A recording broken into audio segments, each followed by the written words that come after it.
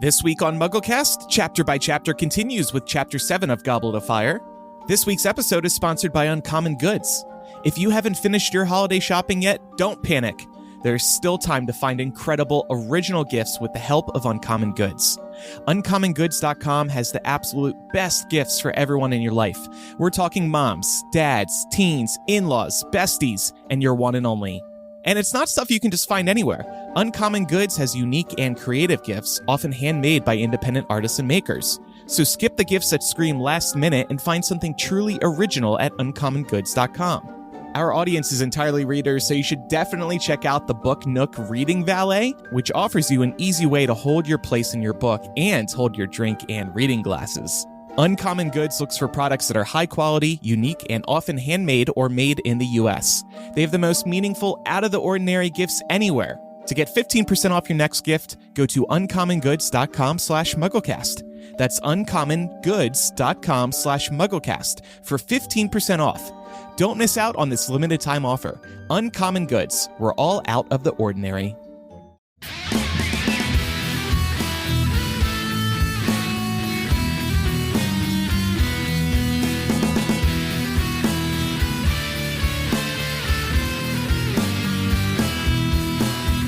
Welcome to MuggleCast, your weekly ride into the Wizarding World fandom. I'm Andrew. I'm Eric.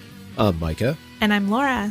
Grab your plainest clothing because this week we are journeying to the Quidditch World Cup undercover and meeting Ludo the Gamblin man when we discuss Chapter 7 of Goblet of Fire, Bagman and Crouch. And we have a supersized panel this week. Two amazing guests with us. They are the hosts of Fantasy Fangirls, very popular podcast, currently discussing Fourth Wing and Iron Flame, a very popular book series. Nicole and Lexi. Welcome, Nicole and Lexi. Thank you. Thank you so much for having us. Thank you for having us. It is a pleasure. Actually, having you two on is kind of surreal for me because I got into Fourth Wing and then I went into Fourth Wing TikTok and I started seeing your videos all the time. Then I looked at your podcast. We know somebody mutually, actually, as luck would have it. And then here you are. So this is just very exciting to have you both on. That's so exciting. I am an OG Harry Potter fan, and I actually think that MuggleCast was the very, very first podcast that I listened to. I don't even know if I knew it was a podcast back then, but this is just the absolute dream come true, and thank you so much for having us. I didn't know that. Well, thank you. Yes, Lexi's going to prove just how big of a Harry Potter fan she is in a few minutes. For me, the audiobook, it's like my comfort thing. I listen to a Harry Potter audiobook every single night as I fall asleep. And I have very young children, and so it's a wonderful thing to keep me company when I'm nursing in the evenings or, whatever that might be in the middle of the night there. So that's amazing. So tell us about your podcast, Fantasy Fangirls. So Nicole and I, we do very deep dives, very similar to MuggleCast is doing right now with Goblet of Fire. And so we are currently we did take Fourth Wing.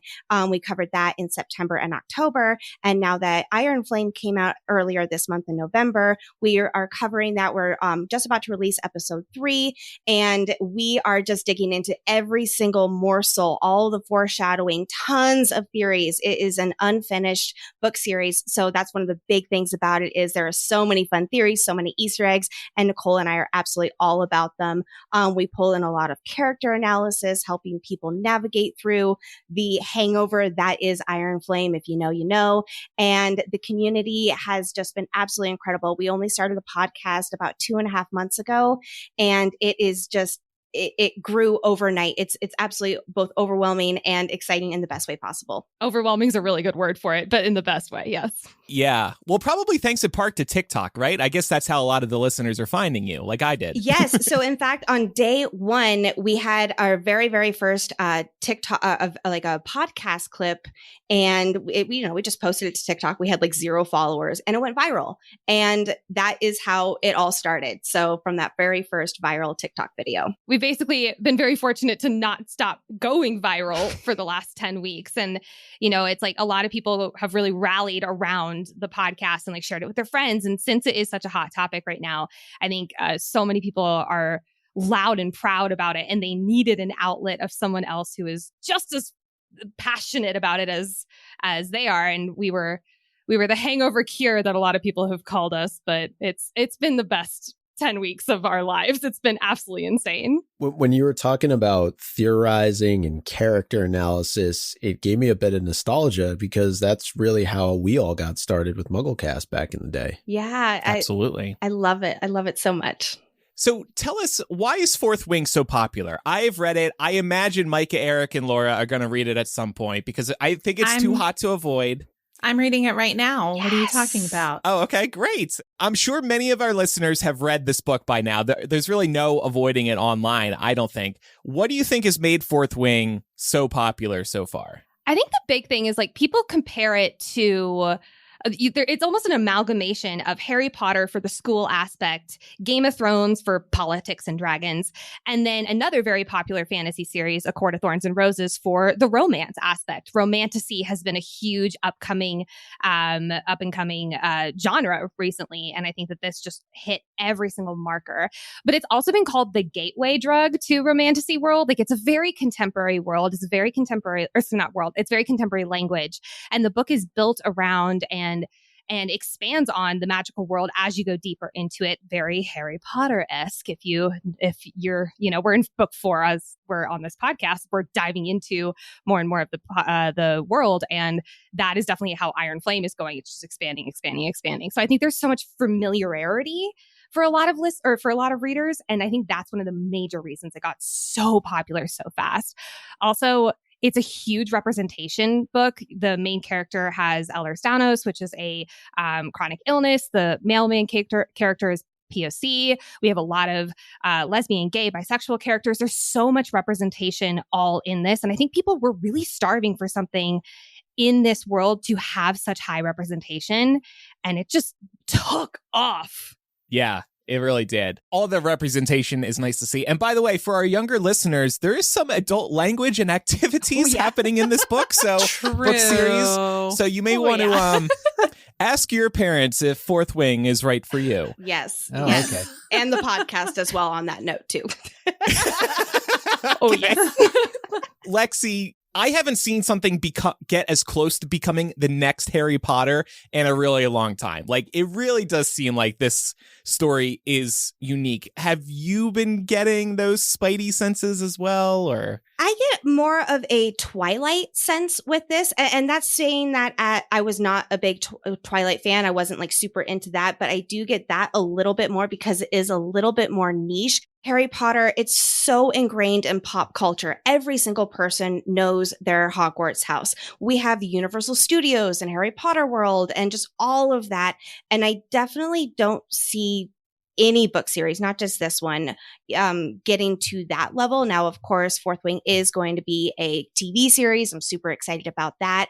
So I do see it definitely really being mainstream, but for it to be ingrained in our pop culture, I don't know if I'd quite take it that far. And that's also me just being such a OG Harry Potter fan that I just don't know if anything could ever quite compare to it. It'd be hard to imagine, but even Harry Potter started off somewhere. That is very true. To that point, we didn't think Harry Potter was the next Harry Potter after Chamber of Secrets came out. It took a while. And one reason I'm so bullish on Fourth Wing, Iron Flame, this whole series, is because we only have 2 books out and there's still another 3, right? And there might be spinoffs. And Lexi, you mentioned the TV show. So we're in the very early stages of this fandom. And I think that's very exciting. And I think I agree with you ultimately. Nothing can potentially ever be the next Harry Potter, but things can get close and maybe they'll be their own versions of that. I think this fandom is very exciting. I will actually, I'll change my comparison, maybe a little bit more like Game of Thrones, because that is another thing that everybody knows about too. Maybe not everybody's read the books because they are some dense books. I love the books, but they are very dense. But but again, like before the final season came out, everybody was theorizing. Oh my gosh, on YouTube, like I was so immersed in all of that. So I could definitely see this kind of taking on a Game of Thrones aspect too. They've just got to be sure to stick the landing. Oh God, don't get me started on that, Eric. Well, and I don't think people are going to want a Game of Thrones theme park, right? I mean, that would be a little... I tell you what, I would not want to go to any wedding ceremony. I could get creative real fast. One question I did have for you, though, in going back to sort of this being the next Harry Potter, I think first off, it's tough to compare anything to Harry Potter, but I think the one thing Harry Potter had, and we've talked a lot about this on the show, is it was just the right time, especially with the rise of the internet. It was a combination of the right things at the right time before I think the internet got to the point of where it is now, especially with social media.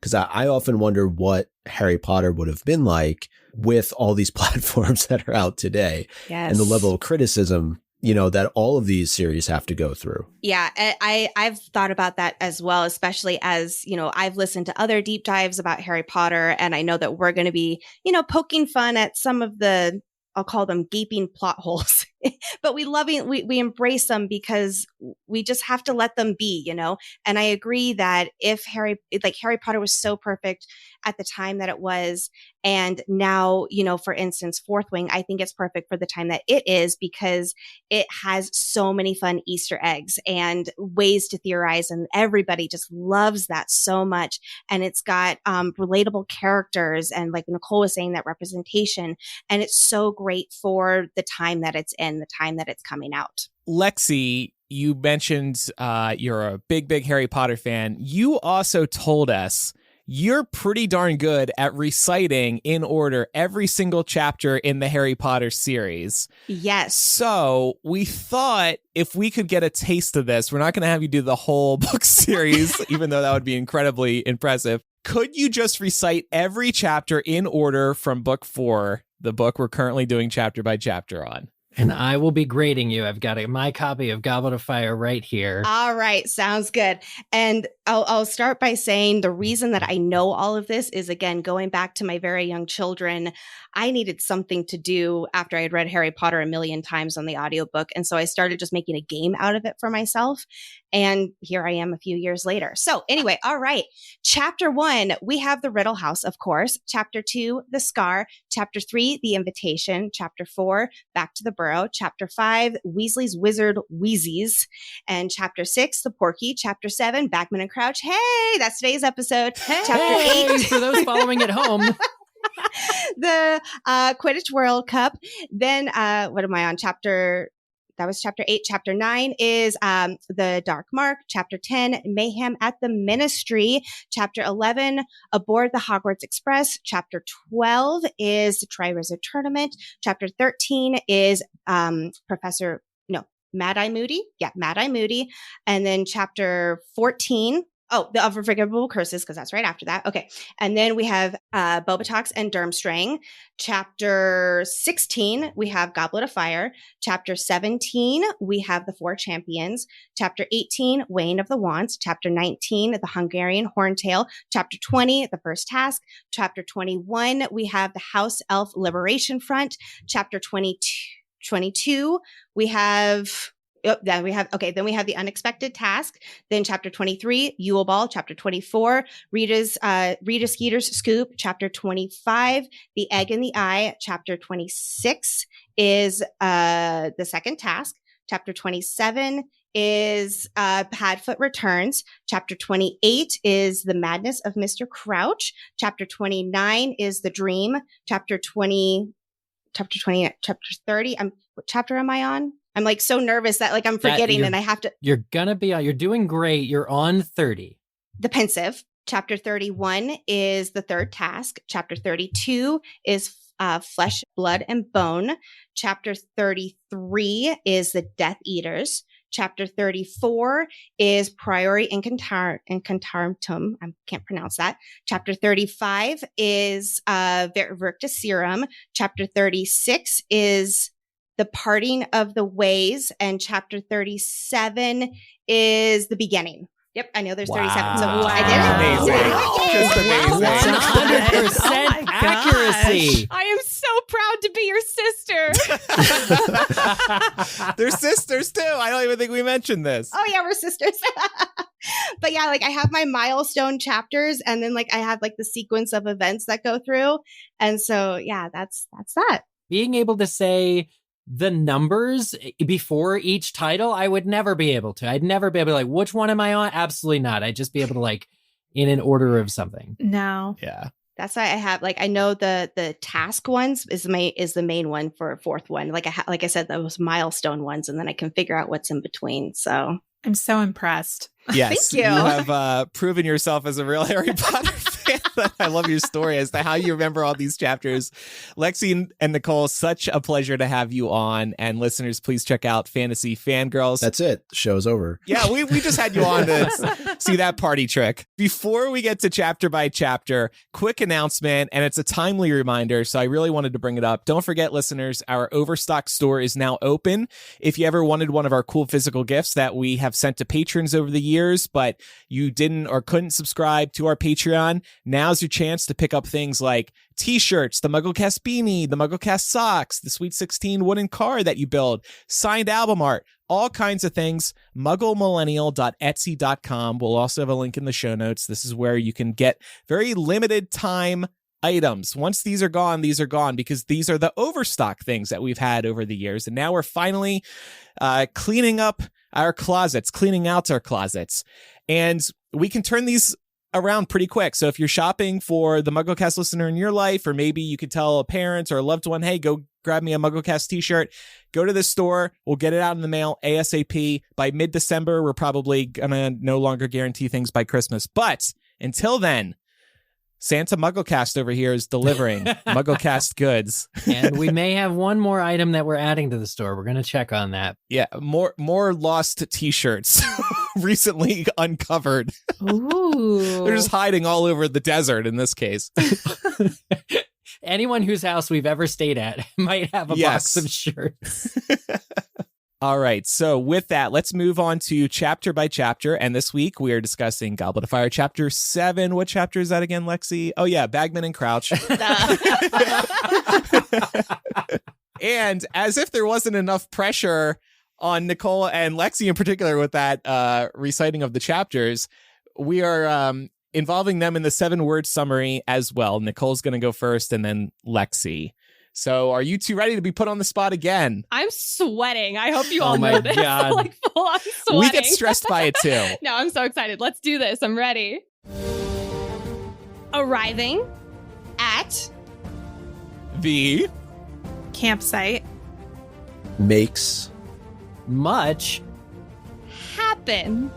Well done, well done. So the first part of this discussion today is going to be around how the wizards are dealing with the Muggles on site. Then we'll get to Ludo and Bagman. So the gang arrive by Portkey and they head to their campsite, where a Muggle named Mr. Roberts will check them in and collect the cost of the campsite. Now, something a little strange happens right off the bat. Arthur needs help from Harry to figure out how much Muggle money he owes Mr. Roberts, and the campsite manager notes that 2 other people tried to pay him in large gold coins. Nicole, this seems a little odd, right? This is wild to me. The fact that I have a small bone to pick with Arthur. I'm going to hop on a high horse right off the top of the episode. The fact that this man works in a Muggle-centric part of the department, of the ministry, and doesn't know how to navigate Muggle money, let alone read Muggle money, is wild. Yes. He's like he's never seen it before. Agreed. He thought a 20 was a 5. And I'm like, my guy. Well, listen. You can do this. We know that Hogwarts does not have math class. So That is maybe true. we can blame You make a very good maybe point, we Eric. can blame former headmasters of Hogwarts on this. Yeah, but they have numbers What? in the wizarding world. Like, you don't have 7. to know math. They If you- have 7 numbers. Laura. I could understand if maybe he needed help with the mathematical side of things. Okay. But confusing a 5 for a 20 or vice versa makes no sense. I 100% agree with you, Nicole. This is one of my biggest gripes about Arthur. How does he consistently not know things about the Muggle world when it is his job to know them? And he Like, there's certain... Oh, go for it. Well, Andrew. I was just going to say he gets so much pleasure out of studying Muggle things. You would think he would also be fascinated by Muggle money. Well, and also, like, Go I ahead, can't Nicole. blame him entirely for a lot of things. Like, later on, he plays with matches, which is concerning, but maybe not as alarming as not being No, able I've to done read that. Muggle money. That's terrifying. he's a pyro. But like certain things, like he gets so excited and he's so, electricity and everything. He just gets so excited about the Muggle world. But the fact that he doesn't know how to interact with Muggle things, I think that would be like base level, intern level at his job when he entered the ministry. Yes. Or Muggle class 101. You know, I was thinking too with this whole situation, wristbands. Yes. Just wristband everyone. Why does everybody have to pay this guy to get onto the site? Someone's been to Lollapalooza. Why is this guy... Look, the wristband situation is very efficient. That's a great setup. It really works. Why is this guy even here to take their money? That sounds like an endless amount of memory charms in the making. And sure enough, that happens in this chapter. People materialize out of anywhere, yell obliviate, and just he goes on with his day. But why is he even here? There can be no way in which this goes off without a hitch. And they could have just either sent him on vacation, did something like they do with the Dursleys to get them out of their home. Like, you know, why is the Muggle even here? We know a lot worse is coming with him and his family. He later. owns the campsite. It's just that simple, isn't it? So yeah, but I he guess, can go on a vacation, or like anti-Muggle charms that they put up make a Muggle forget something at home. Like, oh, I left the oven on. He's got to trek, you know, like just go away for a week. I mean, Hermione sends her parents to Australia in book 7. It can be done. Rent out the entire campsite. You know, the Quidditch World Cup can do it or whatever. Rent out all the campsites that you need. And then, yes, tell Mr. Roberts and all the other owners to go take a little vacation. Yeah, like there's got to be someone in the wizarding world that knows how to do money. Just give him a huge sum, tell him he won a trip. And, you know, the best minds are on this. This is the international government effort. And you have this man who's, for reasons very obvious, suspicious, personally interacting with every new camper. It seems like people didn't actually think this out very much. Wizards just love chaos, as we talk about on the show all the time. And to the point of all the memory charms, I feel like an excessive amount of memory charms being performed on a person has to cause some kind of lasting damage. There is no way it doesn't. And we've already seen in Chamber of Secrets the effects of, you know, a memory charm that is misfired. So I have to think that overdoing it, it's like the equivalent of like running somebody, like, I don't know if this is a great comparison, but like they don't want to give people MRIs like 5 times a day for a month. You know what I mean? That has some impacts. Right. If you think about it, Bertha Jorkins, so we know that Barty Crouch, that's why she has such bad memory later at the very end of the book. And that's, you know, she's very prominent at the very end of this chapter too, you know, as they're talking about her and why no one's gone out looking for her, which I have so much to talk about. We'll get to that. But that's another example of memory charms gone wrong. So I absolutely agree. I don't think that it's good for this man's brain. Well, and I'll also say, like, he at first, he meaning Mr. Roberts, forgets to give Arthur his change. Now, this could be because he's just like spinning off and like trying to put puzzle pieces together, but it also could be a early onset issue with this many memory charms, to which the ministry immediately gives him a memory charm, but and then he gives his change back after that. Oh, you're remembering something? No, you aren't. But that is Wizards' whole approach to everything, pretty much, when it comes to Muggles. It's also a reflection, too, of how the ministry views Muggles. And we see a slow de-evolution over the course of the next several books in terms of how the ministry treats non-wizarding folk. So maybe this is a little bit of a taste for us as readers. Just going back to Arthur for a second, because we've talked about this in this book in particular, I'm wondering if he doesn't know how to use money. Is that some kind of statement being made by the author because he doesn't have a lot of money? Right, he's never seen a lot of either kind of money, you're thinking. Well, that's so sad. Oh, I never thought of it that way. I mean, it's an interesting thought, but it's also, this is basic math here and basic, like a basic understanding of currency. Yeah, like, okay, it'd be one thing if British money had Roman numerals, so it was an X instead of a V, and he confused a 10 with a 5, because, okay, that seems fair, but a 5 is a 5 and a 20 is a 20, and it's like, you know, they might both have the queen on them, but that's about it. They're different colors. British money is different colors. Nicole, you have some thoughts on how wizards don't know how to blend in with Muggles. So, you know, we were talking about them renting out the whole property, which is just a fantastic idea. And, you think about like whatever the complex logistics that go into that, like it can't be more difficult than trying to keep all of this magic a secret, from one like they're trying to keep it secret from one Muggle family who I understand that they live right there on site and, manages or owns the campsite there. And, it's a running joke throughout the series how wizards, they don't know how to blend in with Muggles, of course, but it shows just how disassociated and uneducated this wizarding society is from the Muggle world. It ties into their conscious or subconscious feelings of superiority.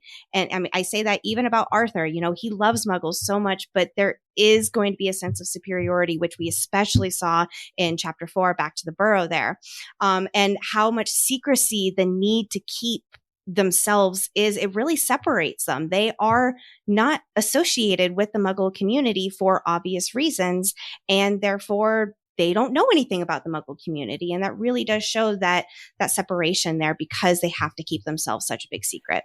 We kind of joked, somebody made a joke about like Muggle 101 or something like that a little while ago.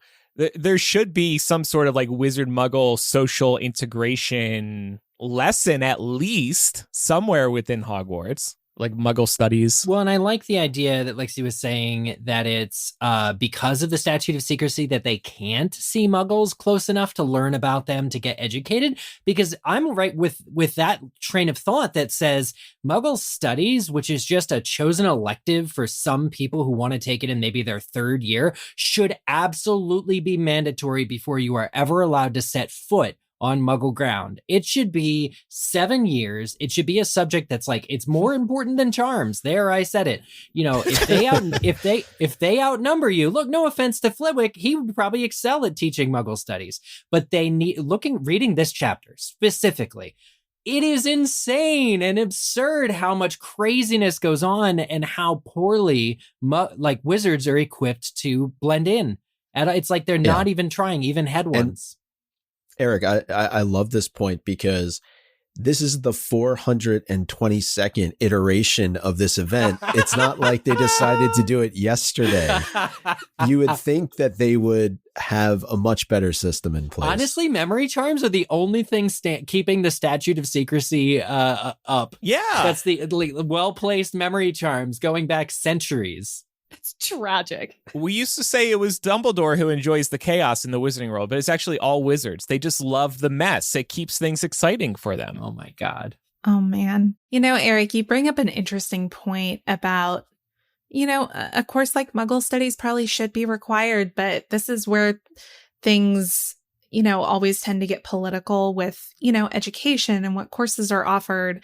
So I'm just trying to imagine the Board of Governors of Hogwarts and sort of them voting on what the required class load is going to be and them being very dismissive of a course like Muggle studies. Probably they would take a similar view towards divination as well, which is why that's an elective course. But it just does go to show the many layers in the wizarding world that are impacted by this bias towards Muggles. And, a lot of really well-intentioned characters in this series have it and don't even realize it. That's such a good point. Yep. All right, we're having so much fun today, but first let's take a quick break to tell you about this week's sponsor, Indeed. We are driven by the search for better, but when it comes to hiring, the best way to search for a candidate isn't to search at all. Don't search, match with Indeed. If you need to hire, you need Indeed. Indeed is your matching and hiring platform with over 350 million global monthly visitors, according to Indeed data, and a matching engine that helps you find quality candidates fast. Ditch the busy work and use Indeed for scheduling, screening, and messaging so you can connect with candidates faster. And Indeed doesn't just help you hire faster.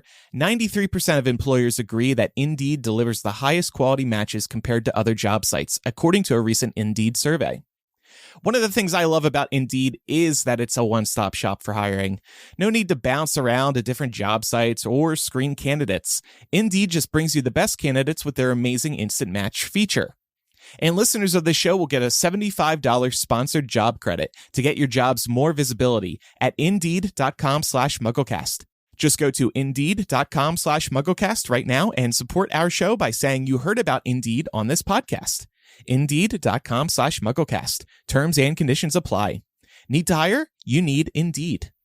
So let's talk about Ludo Bagman. He is the head of magical games and sports, and he's not helping with keeping the Muggles in the dark. He keeps loudly talking about Quidditch around the event space, and this situation to keep Muggles from growing suspicious seems untenable given, as we're talking about today, the number of wizards on site and how they seem to be pretty lax about keeping the world under wraps. Any other ideas for how they should be handling this? Yeah, I mean, I think you've already mentioned it, but I'm just thinking about Muggle repelling charms. They use these at Hogwarts to shield a giant castle that is filled with magical children. It's already such a stressful event for everyone. Why are they adding all of this extra unnecessary stress of monitoring that these wizards who use magic all day, every day, telling them, hey, no, you cannot use magic, as they are apparating and disapparating to tell them not to use magic? Those extension charms that they can do. So if a briefcase can become a full-on, zoo in the size of a briefcase, you could fit a World Cup and 100,000 people in a single church or something. I mean, why couldn't you, room of requirement, this year's Quidditch World Cup will be held in Hogwarts' room of requirement. Thank you. Walk 3 times on level 7. It doesn't make sense. And why is a Muggle present? Of course, we also have the foresight knowing that the Muggle that's here, Mr. Roberts, and his family become direct targets for these wizards later. So everything nice and everything accidental about it becomes very intentional, and the Muggle is in more danger. But you just can't possibly control all of these variables. So the Muggle should be put to sleep for a few days or something a little bit more ethical, maybe. That sounds so ominous. I was gonna say, you're gonna drug him. Put out to pasture. They're already drugging him, though. They're already. That's true. Yeah. This is a celebration. This is something that happens once every 4 years. Why are you going to try and keep people from being excited and having a good time? That's what I don't understand. I was going to say this exact thing. It's all fun and games until somebody gets held up by Death Eaters and paraded around in a stupor. Listen, all of this was to set up the port key. Yes. Well, right. Literally what this is. It's a good point. J.K. Rowling's she literally started with, I need a boot that does things. Yeah. How are we gonna I got it. Wizards suck. I skipped over this earlier, but to the point about Arthur, Rowling's basically throwing him under the bus, making him go, oh, what's Muggle? I don't understand how to interpret Muggle money. I was trying to think, what does that serve from a storytelling perspective? And it only really seems to be that to show Mr. Roberts' suspicions about these people, but there probably would have been other ways to do that without making Arthur seem like an idiot. Yeah, it also makes Harry look good. Harry's happy to step in. This also started earlier in this book with the electric fireplace and eclectricity. Is that the That's what he says, word yeah. he uses for it? He starts kind of being this kooky dad, is what I'm going to call him, character way earlier than this chapter right here, and continues to be so for, I would probably say, the rest of the series. So I do wonder, what is the storytelling purpose behind having Arthur being a little bit a good kooky dad energy? I think it goes right back to what we were saying about that subconscious of, he has such good intentions, but he has always lived separate from them. He works, I guess you could say, with them, but it's more it's not with them, but it's really more around them is what it is there. And yes, it would make absolute sense for him to do his job around, knowing better, but it goes right back to, he has always lived separate from them.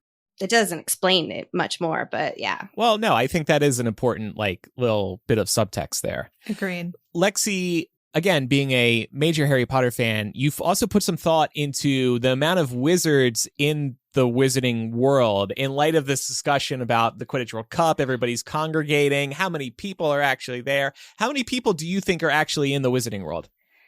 So I I go down a lot of rabbit holes here, and I love all the world building aspects. And so this chapter in particular, I could argue that any chapter of all of the Harry Potter series are my favorite, but this one in particular has so much great world building about the actual world. So I was wondering, how many witches and wizards are there actually in the world? And I did my digging there, and like many math related topics in the Harry Potter universe, I found two very different answers. So number one, the author has stated that there are about 3,000 witches and wizards in Britain, which is about 42 witches and wizards to every 1 million in the population. So that would make it super, super rare. 42 out of 1 million are going to be magical. However, there has also been a comment that 1 in 10 people are magical in the world, which at the time of our story, that would be approximately 500 million witches and wizards across the globe. I do not think it's nearly that many there. My guess is that the actual wizarding population is somewhere in between. We know that the Quidditch World Cup stadium, it can seat 100,000, and the tickets were really hard to come by. So we have that context. So if you asked me and I had to give you an answer, I would put it around the 5 to 10 million across the globe. What do you guys think, just out of curiosity? I'm starting to think that neither ADHD or Alzheimer's are naturally occurring, and that what it is we've just encountered wizards that had to correct their mistakes by obliviating us, and that that's why I get so distracted all the time, is there's literally just 500 million wizards always screwing up around us. I love that. That makes me really sad. I'm not a witch, though. I think the logic is sound. I declare canon. Yeah, so I was going to say, Lexi, we have a segment on this show where if we just convince ourselves something must be true, then we declare it canon, and it is henceforth canon. Play the clip. I declare canon! The lightning makes it official. It would not be official if it weren't for the lightning. I never thought that I would be thinking of it like even just parts per or people per million, like, is a great way of analyzing that. I just think, I mean, look, the author self-admittedly is horrible at math. Yes. And anytime there's even like a Quidditch score, you have to scrutinize it because it's like very taxing, and it's taxing for all of us. I mean, why would you keep that in track? But if you go by the population of Hogwarts as well, knowing that they also encompass all of Britain wizards, like all of British wizards, then you get an even smaller number, I think, than the 42 per million. So you just really it can't be known. But 100,000 of them have turned up for this match. 500 million seems like that would be way too many. I mean, I would be terrified to live in a world with 500 million wizards. That's what I'm saying. That's why we're all so forgetful. Yeah. Oh, so yeah, I'm going to go with the 5 million finally. And I'm just kind of pulling that out. I started to do some of the math because we know how many students are at Hogwarts. And so I was starting to look at all the other schools. And then I told myself, you got to get out of this rabbit hole. Just stop it. So yeah, maybe one of these days I'll actually try to do the math. If you ever got the number correct, your memory would likely be wiped by a witch or wizard, so that you say ADHD. Yeah, you got to keep right. You got to play dumb. To Eric's point earlier, yep. I just can't figure it out. Author really stumped us. You're going to check in on me in 3 weeks, and it's like Nicole's going to be like, I don't know what happened to Lexi. She like ran off, and now she's in Albania, and Lexi's going to be in a straitjacket. Who am I? Who am I? Yeah. She said she was on Pottercast. I said, no, you were on MuggleCast. Oh. But listen, this is where I think our interpretations of the wizarding world can hit some limitations when we're thinking about 2023 terms, because yeah, they might come along, Lexi, and, obliviate you, but you've already shared this brilliant theory on our show that's about to be pumped out to, tens of thousands of listeners. So they're going to go around and wipe everyone's memory who ever listened to this episode of the show. I'm so sorry, everyone. It's a lot of work. Unless they get Andrew before he edits. They just edit it out. Yeah. It's the easiest way to do it. They just delete the whole thing. Lost episode. You know what? Now this gives me an idea for when I say things on the show. I can just go to the Obliviator squad and send them after Andrew so that they end up in the final cut. All right. I see this train riding off the rails. So Andrew's like, please, God, choo-choo. stop. So back to what's happening. Harry and Hermione, they lead the construction of their tent, and Harry assumes it's going to be some plain old Muggle tent. But once he steps inside, it's actually more of a magical glamping situation. It's a 3-room flat with a bathroom and a kitchen, and it's apparently furnished in the style of Mrs. Fig's house. And Arthur says he got this magical tent from a coworker at the Ministry. This is Perkins, who we will meet in Order of the Phoenix. It almost seems out of character for him to not have wanted to use a plain Muggle tent. That's part of getting the Muggle experience. Like, that seems like right up Arthur's alley. We're all a little bit hypocritical when it comes to, yes, Arthur's loving this, get up at the crack of dawn, carry all your kids there, but like, why should they inconvenience themselves with Muggle tents when it could just look like a tent outside and have all the conveniences on the inside? I'll defend myself here and say that I actually love traditional camping. Nobody loves traditional camping. I'm sorry. I do. I think this is very in character for Arthur, though, because again, he's obsessed with Muggles, but he doesn't know that much about them, including what it's like to camp in a tent. For all he knows that this is it. I think Arthur said, you know what, Harry, Hermione, 3 years from now, you're really going to need to know how to build a tent. So get after it. So why does it smell like Mrs. Fig's house? That is a very good question. I think we actually have some theories. I know, Micah, thank you for putting in a note about Perkins. We meet him in Order of the Phoenix, but Fig is another person we meet in Order of the Phoenix. Yep. There's actually a lot of characters in this chapter that get a brief mention that we meet later on in Order of the Phoenix. Expanding the world, like I think Lexi said. Lexi, you might have a theory here about Perkins and Fig. I do. You can't bring me onto a podcast and I gotta talk my theories, right?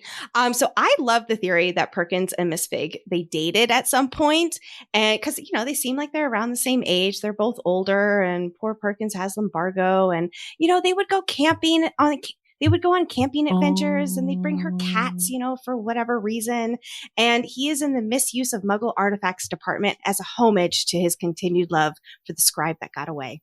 That's my theory right there. Or it's actually Mrs. Fig's or Miss Fig's. Is it Mrs. Fig or Miss Fig? I always think of her as a Ms. Fig. Mrs. But that's just me. It's always called Mrs., right? But we never hear anything about a husband because she's a cat lady. I mean, let's be real. And there's nothing wrong with that. There's nothing wrong with that. I'm just saying, like.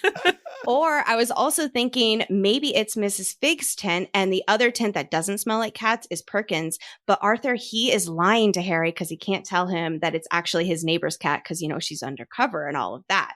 I don't think that he'd actually lie to her, but I just have way too much fun. Oh, that's fun. That's so fun. That's kind of the interesting thing about this is that I think this sets up Fig as being more than just a neighbor. And it's true, she is, like we learned, she's a squib, but that after the trial, that doesn't go anywhere in Order of the Phoenix. Right? I have one more possibility is that Perkins bought it from Mrs. Fig, on the Wizards version of Craigslist, or she gave it to him. Maybe it's her brother because she is a squib. So maybe Perkins is her brother. And for some reason or another, when she was done camping, she wanted to settle in as her undercover self. She gave it to him. I'm here for these unhinged theories. I love this. Oh, I have so many with Harry Potter. It's so much fun. Well, one thing I do want to mention is that this is also foreshadowing using Perkins' tent here because Harry mentions that he's never been camping before, but he will be camping a lot soon, like you were saying, Micah, and in this very same tent. And I didn't realize until I started doing my deep dives of the Harry Potter world that it was the same tent that they use for the Quidditch World Cup. That is crazy. That is such a good catch. Yeah. Thank you, Perkins. Yeah, and this tent, by the way, I don't know how the rest of the panel feels here, but it leads to one of the cheesiest moments in all of the Harry Potter films when Harry walks into the tent and he just says, "I love magic." I love that moment. Yeah. I roll just yes every time. It was not needed. We're 4 movies in. Come on, Mike Newell. He's vocalizing what all the viewers are saying. That's all. I blame the director for that. He's pulling at Eric, who's like, yes, I'm not actually having to camp. Yes. So let's focus now on Bagman and Crouch. So Bagman, I mentioned him a few minutes ago. He's an eccentric wizard. He walks as if he has springs under his feet, and his first words to Harry and company are, "Ahoy there!" Which, if you ever hear that from a stranger, you know you're going to be in for a treat, I think. I don't think I've ever heard anybody say "ahoy there." Well, maybe I just need to go sailing more, but Let's normalize saying ahoy there. I was going to say, I might start now. This is fun. I feel like this is a challenge. well, so we got our listeners saying, "Hey, y'all," so maybe they should start saying "ahoy there." Let's change the feedback form to manually insert "hey, ahoy there" at the beginning of every message. Do it. We could do that. Or hear me out. Hear me out. What about ahoy, y'all? Ooh, that's flying a little I'm too there close for to it. the Yep. sun, Laura. That's playing with fire. That's some deep south right there.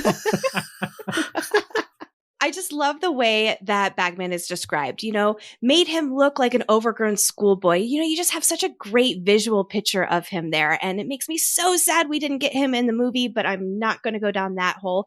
And there's the haggard looking ministry workers and they're running around. They're super stressed out. Well, he's all like, well, there's not much for me to do. And it's like, we all have had that manager, or we at least know of that leadership figure, right? Where it's like, oh my God, everything's on fire. And you're just walking around with a big smile on your face, drinking coffee. Everything's fine. Yeah. I relate to that so much. I can't even begin to tell you. I relate to the people running around screaming. That's my vibe. It's funny, yeah, because I know, Laura, you and I can probably picture a few people that we work with that fit this to a T. Yeah. Oh, yes. I do want to mention, because Ludo mentions Agatha Timms, who bet half of her shares of her eel farm on having a week-long match. And I have a lot of questions about this one sentence right here.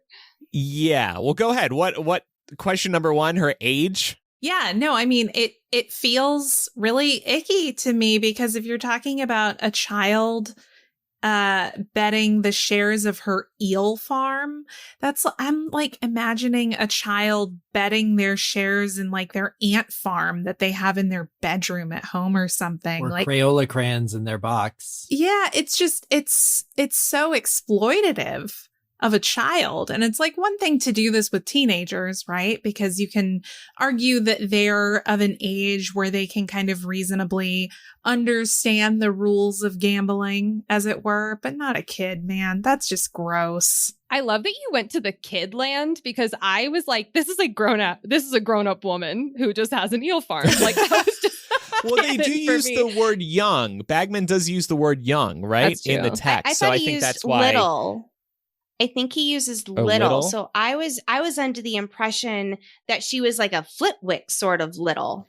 So she's like small of stature. That was my but impression. not necessarily a child. Well, given that we know what Bagman is doing, which is actively, as the head of magical games and sports, going around ripping people off with no intention to ever pay them back and making these bets, it is predatory. I actually, reading this chapter, I posit that Ludo Bagman is actually the most morally bankrupt character that we meet in this book, and maybe the whole series. The only people who come close are Umbridge and Mundungus Fletcher. So are you saying Ludo Bagman is worse morally than Umbridge? This is a hot take, That's why I Eric. started off saying this book, but he's pretty morally depraved. I would agree. He's in the top 3 of the whole series. Just this whole gambling thing does not sit right with me in general. Like the fact that Ludo's doing this in front of Arthur too, and even Arthur is like, no, I don't think Molly would be happy with this. He still presses forward. And he got them their tickets. So he's making a bet. He knows he's going to rip off the Weasley twins for all of their money, literally turning out all of their pockets in front of their father. And Bagman was the one that gave them their tickets to the cup. That's like, hello, let me lead you to the slaughterhouse, and then I will take all of your money. Like, it just, there's so much that's wrong about this, not to mention the conflict of interest, because he's the department head of magical games and sports, and he's going around, but he should be forbidden from placing bets. Yeah. I never thought of that. Especially since, Micah, I would love to hear your thoughts on this. I mean, there's always the possibility of an athletic match being rigged, right? And so what if that was the case here? And if Bagman knew exactly what the outcome was going to be, and he was doing this specifically to take advantage of people? Sure. Yeah, I think it certainly raises ethical questions, to your point, to Eric's point, especially because he is directly responsible for putting on this event. He should not be in a betting pool.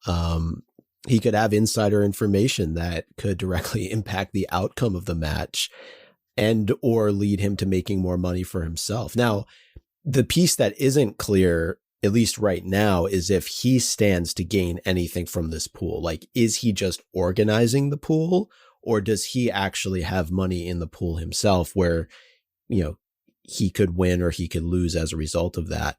It just doesn't seem like something a ministry official should be doing.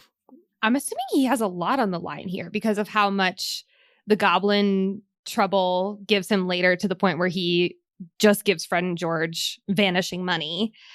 So I feel like he's like trying to keep whatever he can to himself from, whether it's ethical or not, or like none of this is ethical on his part, but like whether he's taking portions knowingly by the external parties or he's taking portions unknowingly by the external parties. Some shady stuff is going on with our guy Ludo. Yeah. And I can say from my own experience, like, I have to take a specific gambling training at work because of the nature of my job. The only thing I can do is, like, I can be in a fantasy league, but that fantasy league cannot result in any kind of financial or other beneficial gain for me should I end up winning it at the end of the season. Here's a quick name origin on Ludo Bagman. Ludo is a shortened form of Ludwig, and it translates in German and Flemish origins. Ludo means famous fighter. So for a former Quidditch player, that's huge. And a bagman is an agent who collects or distributes the proceeds of illicit activities. Sometimes these names are very on the nose. Yeah. Is he like same category as Mundungus Fletcher in our minds? But again, morally so. Bankrupt, really no repercussions. The only difference is status. Former Quidditch player, ministry official. Had the ends to be able to get into the ministry in the first place. Yeah. Mm-hmm. In terms of the betting with the twins actually do get their bet right. Yeah. How? Lexi actually has a point in here that I agree with. I don't think, looking back on it, the prediction was all that hard to come by. If you know the sport, I actually think it's a really smart pick, actually. I agree, because we know that we know that Ireland's chasers are absolutely legendary, and then we know that Crumb really carries the other team there. So it makes sense. I mean, yes, it is absolutely still a big risk there, but I think it's brilliant on their part. Well, I will say, so the author did address this because someone at LeakyCon in 2005, I went down my own little rabbit hole trying to find the answer to this question. She addressed it with saying, quote, "It was a risk. They risked everything on it. That is Fred and George, isn't it? They are the risk takers of the family." I was not as in the camp of like, oh yeah, this makes a lot of sense for them. I was like, who has illicit time turners? Yeah. Who's got a connection to Crumb? Like, all of these like back end, here I am on my unhinged theory train. But hearing you say that, Lex, I'm like, oh, that actually does make a lot more sense now. Maybe they don't have an illicit time turner. Are Fred and George time traveling Dumbledore? Well, and I mean, look, they're smart. They're smart guys. I mean, they open up a very successful business. Even Ludo's very impressed with the wand that they show him, and he said he hasn't seen a prank wand like this in years. So they're smart. They know what they're doing. I mean, I would not put it past them that they would one day become like professional sports bettors. That does seem very them. Not Fred, though. Oh, yeah. Oh, I'm sorry. Rip. Any other points about gambling anybody wants to bring up? Otherwise, we could probably move on. It's not so much about the betting, but I did want to raise a question. I've always been curious about the incident Arthur helped Ludo with that made him gift Arthur 10 tickets to the top box. That is 10 VIP tickets in the most prestigious spot of this 100,000 seat stadium. And I get that it's for the story. Harry and company, they can't have the nosebleed sections where they can't see anything. And, we need to interact with these important characters in the story, the Malfoys, Fudge, see Crumb up close. But my goodness, what did Ludo get into? And more importantly, what did Arthur get him out of that got 10 VIP tickets? That's a good question. It goes to show that Arthur may not be as squeaky clean as we perceive him to be. He did make a flying car, which was not cool. Because that's the point I was going to make, was that we can totally see Barty Crouch getting into trouble that has to do with illegal activities, malice, not trying to do the right thing. But I would only ever see Mr. Weasley, even if it's helping a friend or a colleague out of a spot of trouble, not stopping short basically of breaking any rules, that besides the very unique circumstance of the car. Yeah, but he is kind of a rule breaker. And Eric, was it you on one of the previous shows that talked about how he's kind of got a bit of Fred and George in him, or maybe Fred and George have a little bit of Arthur? I think Fred and George, yeah. I agree. Yeah. Okay, wait. I have a theory based on what we're discussing here. Arthur made this flying invisible car, okay? Mm-hmm. Ludo said ahoy at the top of this conversation. What if Ludo is a sailor, his boat was sinking, and Arthur can fix and build boats as well? Maybe Arthur built him a boat. Oh my God. You have been on the Empyrean TikTok. I've seen this on the Experience. Hey, this crazy stuff happens in the Harry Potter world too. I love it. I wouldn't have it any other way. I love it. I absolutely love it. I had to throw that question out there because it has been eating at me for years. What did Arthur do to get 10 VIP tickets to this thing? Created one heck of a boat. I can't say I've ever, not only have I never thought to ask that question, I've never seen it asked before. So mad props. Mad Seriously. props. All right, so let's turn our attention to Crouch, kind of really the opposite of Bagman. And he, unlike Ludo, followed the rule of dressing like a Muggle at the Quidditch World Cup. He's an older man who looks so much like a Muggle that Harry thinks even Vernon would be fooled. Now, a big angle of this scene with Crouch is Percy's relationship with him. Crouch fanboy Percy offers him a cup of tea, to which Crouch says, "Thank you, Weatherby." Tough. Talk about a Crouchy Ouchy. That hurts. And I really think Ouchie. that needs to be the episode title. Crouchy, ouchie. Yeah. Either that or ahoy, y'all. Oh my God. Ahoy, y'all. It's a Crouchy Ouchy. Yeah. I feel so sad. Of course, Fred and George, this is all the ammunition that Fred and George need for the next 8 years of torments for Percy. Yeah. The idea that you're in the presence of this man that Percy won't stop kissing his Took us ahoy. But you totally, wait, what was it, Micah? I said behind. Andrew said took us. What's the backside of a boat? A stern? Yes. The poop deck? Yes. The fact that, yes, Percy wouldn't stop kissing Crouch's poop deck. And he can't remember his name.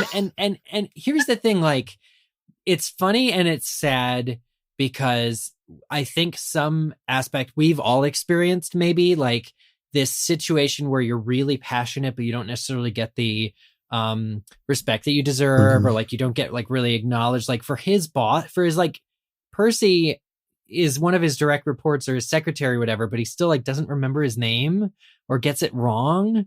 That's really hurtful. You feel simultaneously bad for Percy, and then every one of his siblings is there to pounce on it. Basically, it's honestly DEFCON 5. It's scenario. It's worst case scenario, right? And I think for Percy, he isn't as important as he makes himself out to be. So much so that his boss doesn't even call him by the proper name. And I think he's exposed in the worst possible way, just given the fact of how we've seen him behave up until this point. And what's even worse is, despite the slight, Percy continues to defend Crouch when the conversation turns to the secrecy surrounding the Triwizard Tournament. And that's, of course, when Fred calls him Weatherby. Yeah, of course it's Fred, because Fred is always the one who does that. Always Fred. Yeah. Ugh, Fred, why are you so mean? I find this to be particularly embarrassing for Percy because Barty Crouch clearly knows Arthur. Right. Right. And knows his last name and sees a young red-haired man who he works with there with Arthur. Even if you didn't know immediately that he was Arthur Weasley's son, you could put 2 and 2 together and be like, oh, I've been calling this kid the wrong name for the last 3 months. Oops. Yeah. But here's what I will say. I think that this says it's supposed to say a lot about Percy and his like all importance and stuff like that. But I do also think it's supposed to say a lot about Crouch and how he Yes. thinks of and treats the people beneath him, kind of like setting us up for the Winky stuff. And it's just supposed to give us a big old, like, you know how it's like never date a guy who's bad to a waiter or mean to a waiter? I feel like this is this version of that. Yes, great advice. This is the upcoming Sirius quote as well. Look at how he treats his inferiors, not his equals. Yeah. Some advice he should take himself. Right. And then you could get into a whole conversation about looking at them as inferiors to begin with. So is that line by Yeah. Sirius a good one Mm-hmm. in truth? Yeah, we'll see. Oh, yeah, true. What's interesting, though, too, is that Slughorn behaves very much the same way in Half-Blood Prince towards Ron, right? He can never remember his name. And, you know, whether it's intentional or not, it's still a huge sign of disrespect. We talked about Weasley is not that hard of a name to pronounce or remember. And, you know, Crouch doesn't seem like the dickish type, you know, to the point that was just brought up. I just think he could care less about Percy and has more important things to worry about. I think the second half of that is true, where he's so stressed. This is why Percy wants to mollify him and is always offering him tea and is stumbling over himself trying to fix things, is because Percy, I think to some degree, is an empath and to some degree is trying to account for how busy Crouch is. So Percy has put himself in kind of a thankless position. But Crouch really is distracted, because if you were Barty Crouch and you knew that there's a woman out there that knows that your son did not die in Azkaban like everyone thinks, and you have nothing but a thin memory charm protecting that secret from sinking you at any minute, and that woman's gone missing, you'd be a little freaked out as well. And then the head of the department that's supposed to be looking for her is going around placing bets, shouting about Quidditch in front of Muggles, and doesn't care about finding her. You'd be a little stressed out too. So I don't necessarily think that Crouch is a bad dude at all. I mean, keeping in mind whatever happens in the future chapters, that it's been forever since I've read, but I just think that he's terrified and really is distracted. Yeah. And, you know, we were talking about name origins for Ludo Bagman. Let's talk about Crouch. I mean, to crouch is to be in a defensive posture. And that is where we see this character the entire book. Mic drop. Mic drop. Eric, you had mentioned, Bertha Jorkins right there. And, of course, we remember her here from chapter 1 when Voldemort and Wormtail were talking about her. And it's so great. It's like such a casual reference about her. And us as readers are really perking up, right? Bagman notes that she has the memory like a leaky cauldron, which is at odds with the schoolgirl that Sirius remembers. And it's such a nice little hint to that memory charm that Crouch placed on her and the damage that it did. And Crouch keeps pressuring Bagman to search for her because he's worried about her disappearance and what that means for the secret he covered up. Exactly what you were just saying there. And, he's probably like, hey, we need to keep an eye on her. And now that she's disappeared, it makes absolute sense that he wants to find her in hindsight. And I just have to ask, however, why is it Bagman's job to find her? There is a Department of Magical Law Enforcement. And why is Bagman the head of the sports department in charge, needs to give the green light for his employee to be found, to even be searched for? I want to be Ludo Bagman's employee because I can just yeet for 3 weeks on his boat. No one would care. That'd be pretty cool. I guess PTO is just not really a thing. I just find that so fascinating. It's why does Bagman have to be looking for her? I mean, he should care, but it's not really his job to find her. It's a different department that should be looking for her simply as a missing person in general. Yeah. That's a fair point. I like to think that if there was law enforcement that came to Crouch or came to Bagman and asked him, though, his dismissiveness of it would keep them at bay for a little while. Like, if Bagman were, when asked, to characterize her as being like, that's a little unusual, you know, she has been a little confused in the past, but is mostly really good, I'm worried. Instead, he's like, she'll show up or whatever. And it's like the law enforcement then doesn't have that extra impetus to really search for her. That is a fantastic point. Bagman is the type of individual, the less responsibility, the better. If he doesn't have to worry about a missing employee, he doesn't have to worry about a missing employee. Like, that's just his... He doesn't even know he should. It's his attitude. Yeah. It's who he is. All right. That gives me some peace there. For now. So the chapter does end with them heading to the cup itself. Let's get into some odds and ends. A forthcoming major event is once again hinted at, and this time we learn it's going to be happening at Hogwarts, so that's a new development. And Fred asks Arthur for more information, but Dad and Percy, or Weatherby, don't offer him any clues. Ron also is fangirling over Crumb. I love how Hermione comments that he looks grumpy, and it's like, oh, don't worry, girl, he won't be grumpy with you. Aww. Yeah. We mentioned this earlier, too. I just wanted to shout out again, lots of color in terms of what it's like to live amongst wizards. We are getting a lot of wizarding world building, which was really nice to see. Well, shouts to our welcome crew, Basil and another wizard who's unnamed. But the wizard who's unnamed is wearing thigh-high galoshes, which I needed to look up. That is thigh-high rubber boots. What a look. Yeah, that's just typical Muggle attire, right? I would wear that 10 out of 10. With a kilt and a poncho. I would wear it if I were wading in a river. Also, we get a call out to other wizarding schools for the first time in this chapter. We hear about Bill's old pen pal from Brazil, who I guess sent him a cursed hat, I think because Bill couldn't go to visit him in Brazil. And it's just clear that the international flair of the Quidditch World Cup is meant to set up for this year's events at Hogwarts and for the Triwizard Tournament and 2 new schools coming into the picture.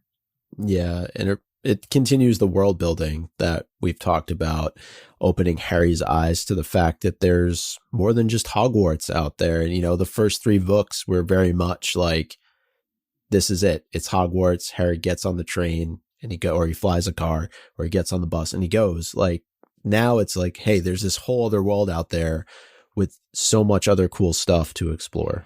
And then I just want to give a shout out to my fellow families of small children. I have 2 very young ones, and I just felt so seen rereading this now because, hey, my children also wake up at the crack of dawn. So it's just a nice little nod to us parents. Aww.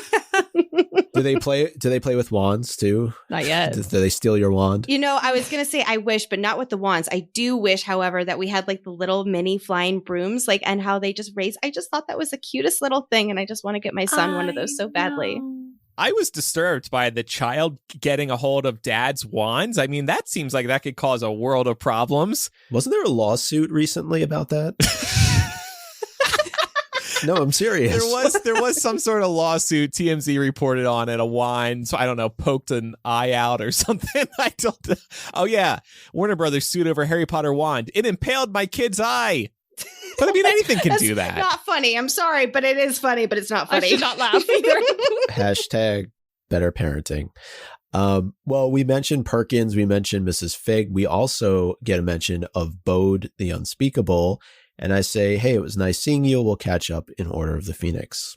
For me, talk about deep dives or things that send you on them. I looked up what lumbago is because I was like, oh, what's that? Turns out it's something that many of us suffer from and never knew it. Lower back pain. Makes wow. sense. I feel so seen right now. That is why Perkins cannot make it all the way to the cup because of lower back pain. Unbelievable. And speaking of characters that we will meet or hear about later, Seamus Finnegan's mother is here. And famously, Seamus and Harry clash because of his mother and the growing threat around Hogwarts.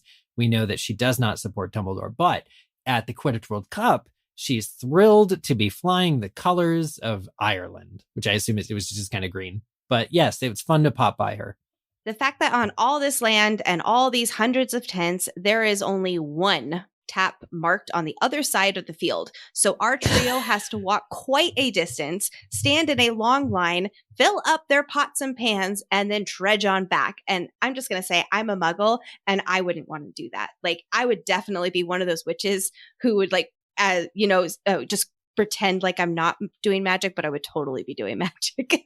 So Augmenting that. So this, when I was reading this, I don't know if anybody else watches Survivor on. Oh, I've gotten into it. Yes. Yeah. You have? Okay. Yeah. Cool. But when they have to walk to the water tap to get fresh water from the well, this very much reminded me of that. And these people are not on a deserted island somewhere in the South Pacific. They literally have aguamente. Mr. Weasley playing with matches. I mentioned this earlier, but just like I can so vividly see this man having the time of his life. Who needs Disney World when you have Arthur with matches? I can see. They're fun to light. I played with matches as a kid. I got into a lot of And trouble. you turned out fine. Fine. I bet you have some burn marks on your fingers, but you turned out fine. Other than that, No, the other people do, but that's another story.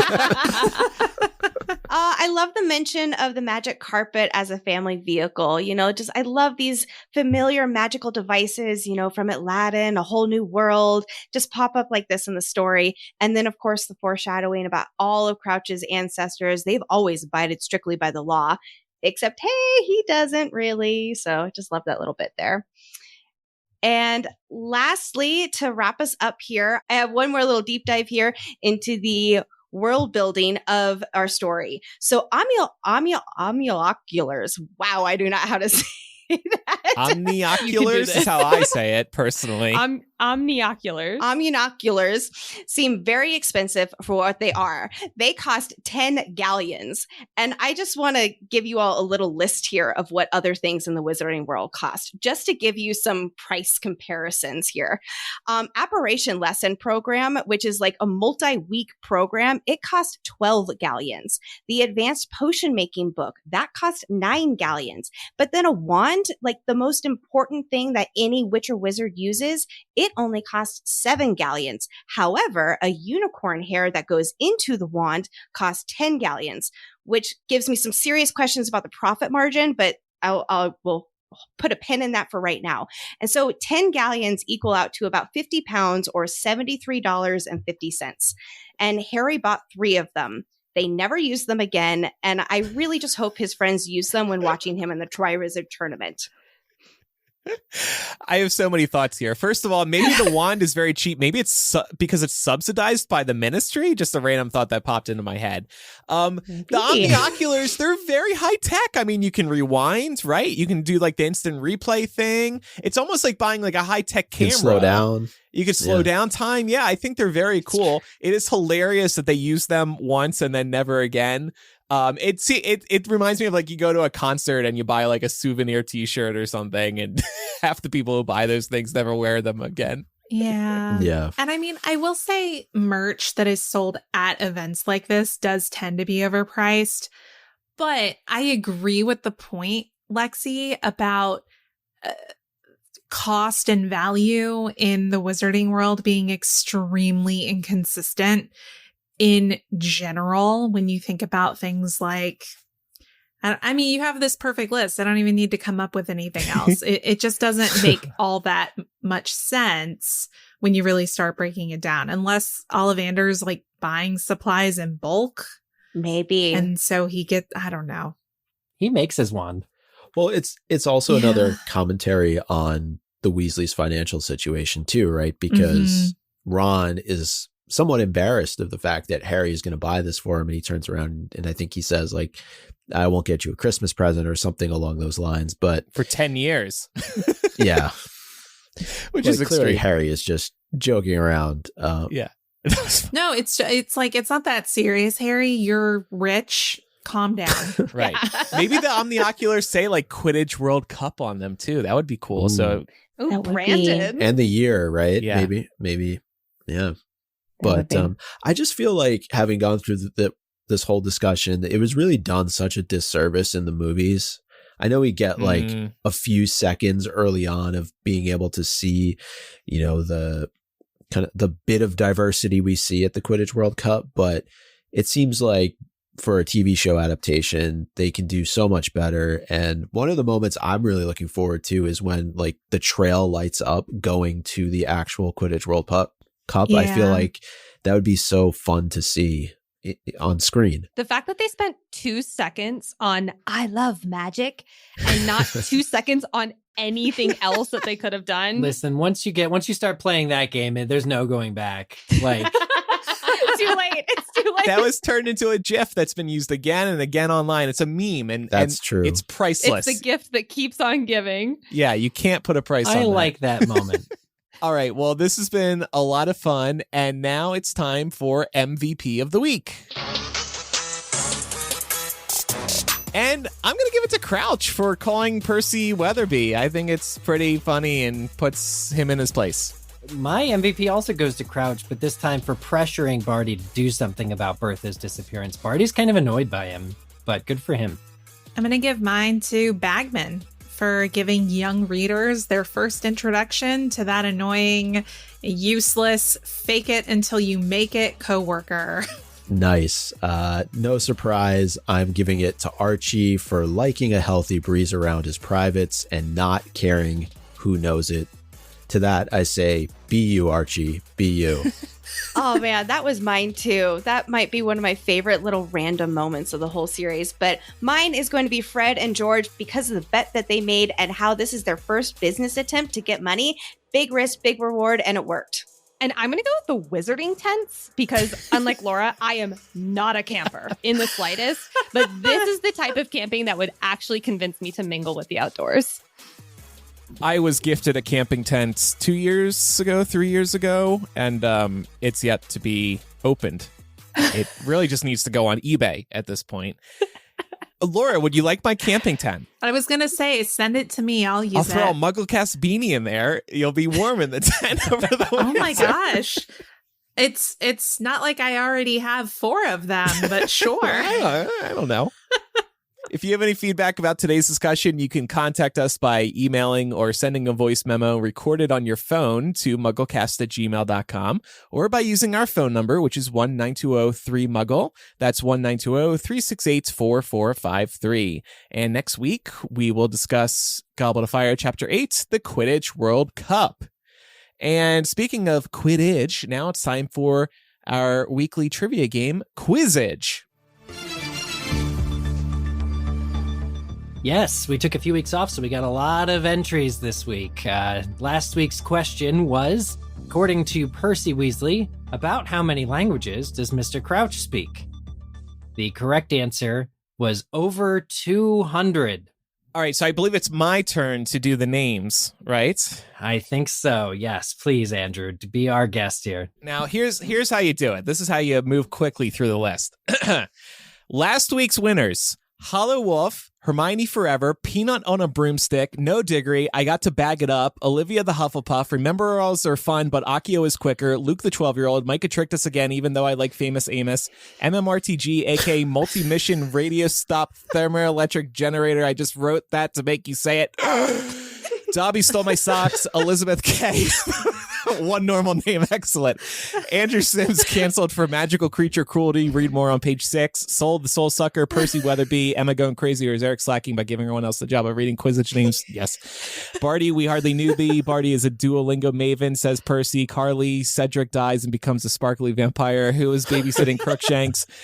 There no one else Percy would Weatherby and Weather Bitch Where's My Tea? That's the first and last time I'm doing that, even though that was fun. That was fun, though. Questions. You did well. I have questions. This segment started as a nice thing where, oh, congratulations to Anna, Laura, Mark, and then slowly one person after the other started coming up with a surprising nickname, and now that's what it's devolved into. And they're a lot of fun to read. That was unhinged chaos, and I'm so here for it. I love it. I absolutely love that. Oh my gosh. I'm glad. Maybe we'll do a week where people can only submit their legal names. No, You must that's submit so your photo ID. boring. Yeah, photo ID along your name to play Quizzitch. That should go over well. No. We love Quidditch and all the people who enter it. And speaking of, here is the next week's question. What broomstick does Harry see advertised as being, quote, for all the family at the Quidditch World Cup? And submit your answer to us on the MuggleCast website, mugglecast.com/Quidditch, or go to the MuggleCast website and click on Quidditch from the top nav bar.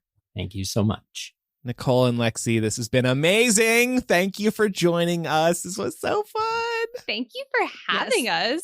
Thank you. Thank you for all the theories, all the research, all the energy. It was perfect. Where can we find Fantasy Fangirls online? We are on every podcasting platform if you search Fantasy Fangirls. And a lot of people like watching us on YouTube because apparently we make crazy facial expressions. So we are on there as well, also at Fantasy Fangirls. And you can find us at fantasyfangirls.com. We are also very active on TikTok and Instagram at Fantasy Fangirls Pod. Awesome. Yeah, y'all are killing it on TikTok in particular. That's where I see you at least. Like, oh my gosh, just well done. Very well done. It's hard to grow a podcast these days. It's an issue a lot of people, struggle to figure out. And you two just killed it with the TikTok and Instagram, the social media posts that you do. So congratulations on your success. We sacrificed the right goat to the TikTok algorithm gods. That's kind of how I Oh, feel. Like exactly. that's how this has worked out in the last 10 weeks.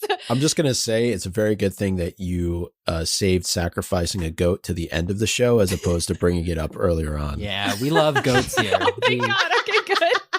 Glad to close it out. We have like stuffed goats nearby. There's always a stuffed goat. it's another running joke here on MuggleCast. They're our mascot.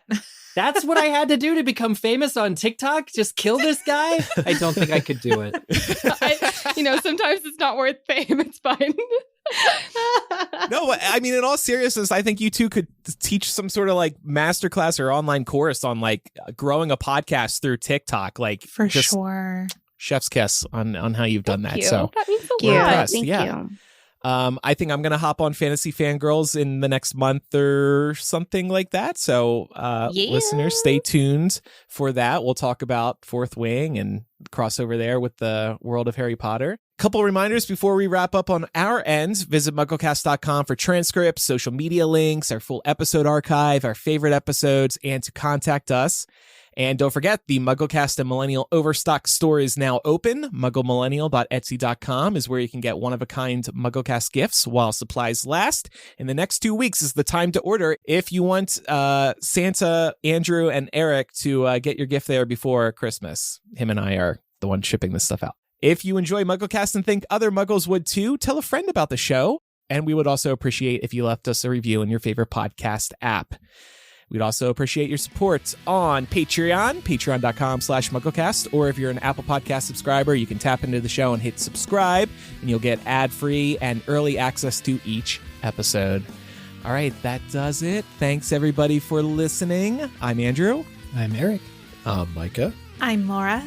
I'm Nicole. And I'm Lexi. Bye, everyone. Thanks again, Fantasy Fangirls. Bye, Bye. y'all.